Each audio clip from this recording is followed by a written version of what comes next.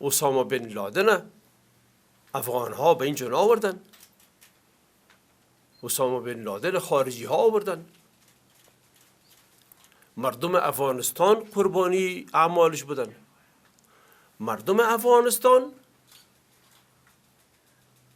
و قربانیان حادثه اسفناک و علمناک 11 سپتامبر هر دو قربانی هستند. او تعداد امریکایی ها که در 11 سپتامبر کشته شدند.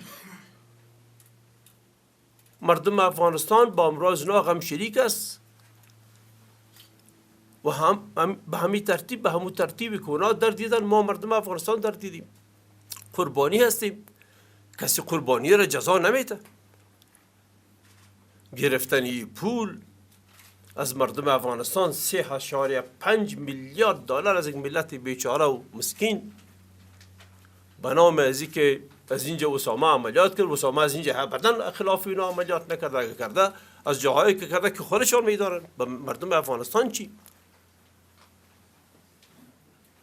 اگر قربانیان 11 سپتامبر توسط اسامه یا دستگاهش کشته شدن، مردم افغانستان همچنین توسط همون دستگاه کشته شدن.